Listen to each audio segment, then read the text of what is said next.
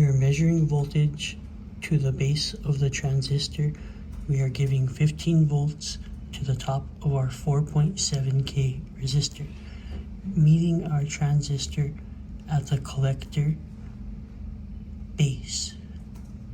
This is getting 5.6 volts VPS supply, plus the emitter is meeting on the top of our 1K resistor. We use 3 1K resistors to meet our requirement of 3K. It is grounded at the bottom by our yellow cable into our negative rail.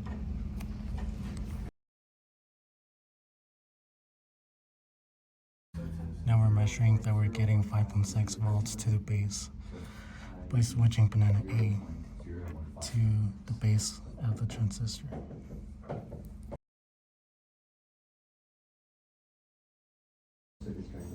Now we're going to be measuring the amps, and by doing that we're going to break the circuit by connecting banana B to the base of the transistor and the power supply to banana A.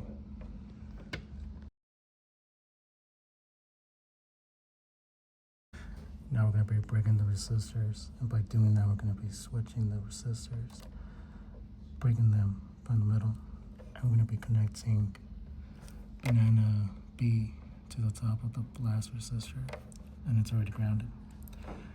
And banana A is going to be connected at the bottom of this resistor, and we're going to be connecting back our power supply back to the base of the transistor.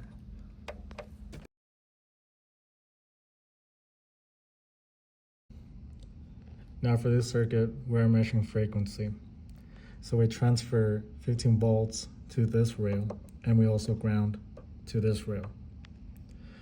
And then we have our transistor right here, and we're gonna need a 10K resistor to the collector, which is this one, and we give it power, 15 volts. And then we need a 110K resistor. So in this case, we used a 100K resistor and a 10K resistor in sequence to connect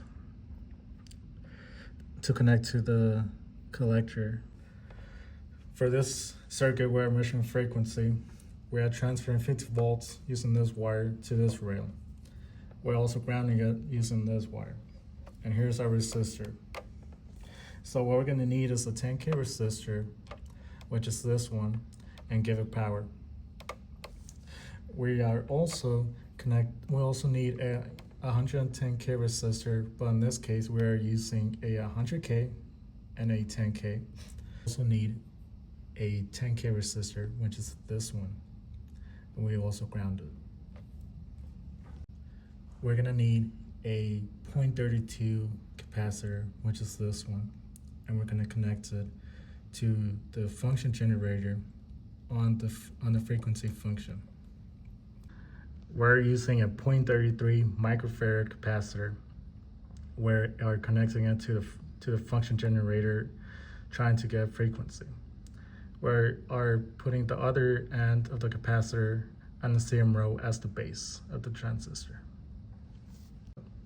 Now we're going to need a 1K resistor, which is this one. We're going to connect it to the emitter and ground it. Now we're going to need a 74 ohm resistor, but in this case we are using a 47K and a 22K resistor in sequence. Now we're going to need a 16 microfarad capacitor, and fortunately we didn't have it, so we used a 1, 4.7, and 10 microfarad capacitors and put it in parallel so we can get the desired value. And we're going to use this wire to connect the capacitors to the resistors, and we're going to ground it. We connect the function generator to analog input A10 plus, and we connect our ground to A17 plus analog input to our emitter, which we ground.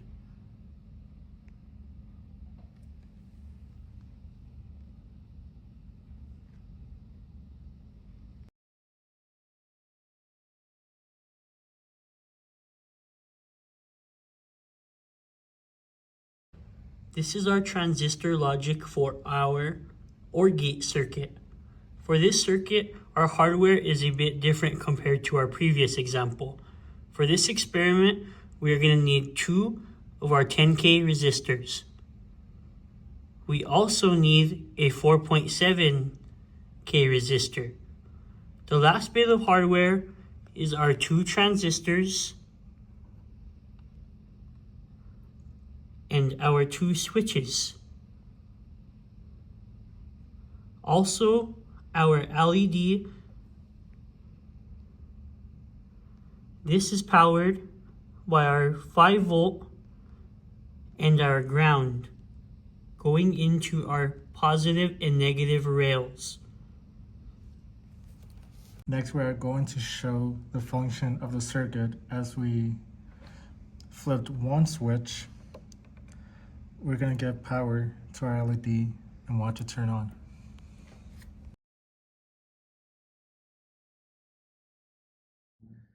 This is our AND gate circuit, which is really similar to our OR gate. Our hardware consists of 2 10K resistors, 1 14K resistor, 2 switches, and 2 transistors. And then we're getting 5 volts to this rail and transferring the power and the ground to this rail. So it's worth mentioning that our 2 10K resistors are going from our switch to our base.